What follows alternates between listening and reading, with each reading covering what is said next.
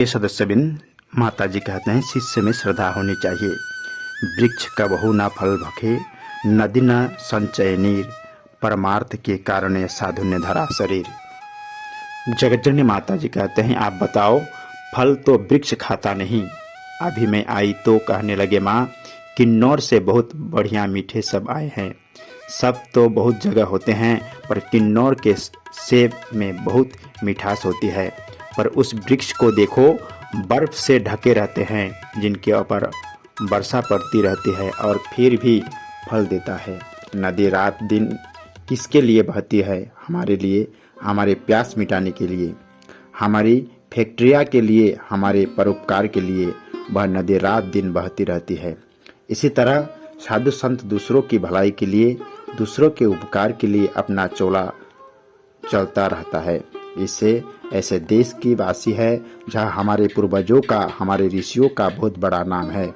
पर इस समय दरिद्रता को प्राप्त हो रहा है, क्योंकि लोग गलत कामों के लिए दृढ़ हो रहे हैं, तो दरिद्रता कैसे दूर होगी? इसलिए ढूंढो उस महापुरुष को जो सत्य के राह पर हमें ले चले।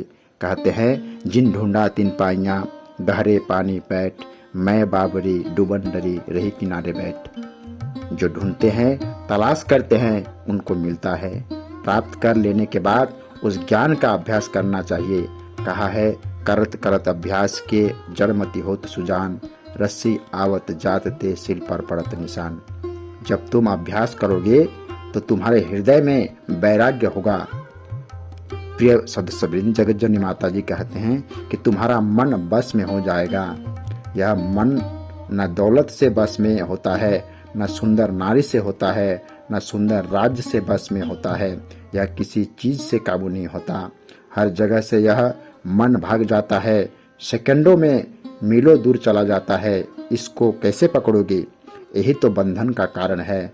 भगवान श्री कृष्ण अर्जुन को समझाते हैं कि हे अर्जुन, मन ही बंधन का और मोक्ष का कारण है।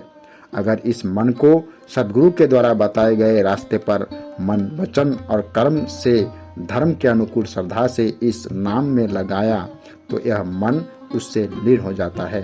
नहीं तो देखो, तुम सोए रहते हो, फिर भी खराब खराब सपना होने रहते हैं। इसी गहरी निंद्रा में भी यह मन अलग ही भटकता रहता है। इसलिए उस नाम को जानो।